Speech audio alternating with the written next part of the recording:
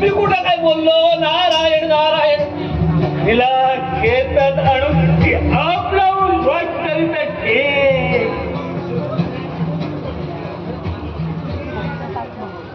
अरे ते बाबा तुझं तू पहा, मला याच्यामध्ये गुरफडून घेऊ नकोस रे बाबा. नारायण नारायण. लंकारिषा, मी आता चाललो बुवा. तू काय ते बघून घे. तू आता पुढं काय करायचं ते माझं मी बघतो. तू बघून घे रे बाबा. नारायण नारायण. जानकी लंकावली अवळेत आहे. राजेंद्रा, नादाने दंडकारण्यात जाऊन रामाच्या भेटीचा दिलेला सल्ला रास्त आहे, पण त्याचा विपर्यास करून सीतेला बळजबरीने लंकेत घेऊन येणं हे मला मात्र ठीक वाटत नाही. असं मात्र करू नकोस राजेंद्रा. अशा करणीने तुझा श्रेष्ठत्व धोक्यात येईल रे. श्रेष्ठत्व धोक्यात येईल. ग्रहांच्या पायऱ्यावर पाय ठेवून माझे दात या लंकेच्या सिंहासनावर आरूढ झाले. माझे पितृदेव म्हणजे स्वर्गातील देवेंद्रापेक्षाही श्रेष्ठ आहेत आणि त्यांच्या श्रेष्ठत्वाला कुणी जरा सुद्धा धक्का दिला तर गाड या इंद्रजिताचे आहे हे विसरू नका.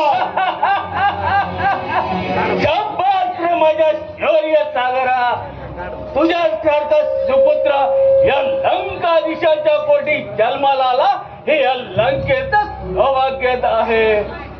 विवेक्षणा जा आणि त्या मारीच्याला मी आमंत्रित केलंय. जशी आज्ञा महाराज. बरं तर तुझी आता इंद्रजिता सगळ्या मध्ये त्या रामाला भेटण्याचा मी संकल्प केलेला आहे. एवढं बघू ना त्यांना दोघा दाखले ते माध्यम. पण माझ्या पुढं एक प्रश्न उभा राहतो. तो कोणता का? नारदाने सांगितल्याप्रमाणे त्या रामाला भेटायचा मी संकल्प केलेला आहे. एवढंच ना. प्रश्न कितीही कठीण प्रसंगाच्या घेराव्यात बंदिस्त असला तरी हा आपला इंद्रजित तो सोडल्याशिवाय राहणार नाही. मी काय करावं ते फक्त आपण मला सांगा आणि आपण त्याबद्दल काही चिंता हा शब्द या दशमुखात नाही. फक्त निमंत्रित केलेला वारी येऊ दे. पुढील योजना आखता येईल. एवढा तातडीनं बोलवण्याचं कारण ते कोणतं? महरीच्या भीतीला नगरीतील गतगोष्टीच्या आठवणीची जखम अजून बुजलेली नाही. शिवधनुष्य उचलताना माझ्या ताकदीला मला दिलेला तो धगा आणि तो पाहून त्या जानकीच्या मुखातून निघालेला तो हात, त्याचा उमाळा, हे सर्व आठवलं म्हणजे मस्तकातून कशी आगीची ठिणगी उठते आहे. मारीचा ठिणगी उठते आहे. तेव्हा या सर्वाचा बदला घेण्यासाठी मला तुझी मदत हवी आहे. मारीचा, मला तुझी मदत हवी आहे. तू मायावी विद्येत नवीन आहे. तेव्हा एक सुंदर असा सोन्याचा नटलेला मृग बनवून तू रामाच्या आश्रमापाशी जावं आणि सीतेच्या नजरेस पडून तिला मोह पाडावा.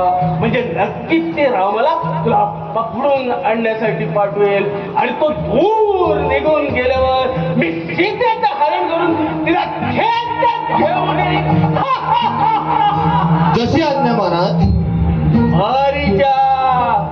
माझ्या म्हणण्याप्रमाणे तू जर वागला तर तुला माझा राज्य बक्षीस देईल आणि माझ्या म्हणण्याला नकार दिला तर या क्षणी एकदाच मी तुला ठार मारेन. राजेंद्रा, तुझ्या हातून मरण्यापेक्षा रणामध्ये रामाच्या हातून मेलो तरी मी कृत्य होईल. तू सांगशील तो हुकूम मला मान्य आहे. जय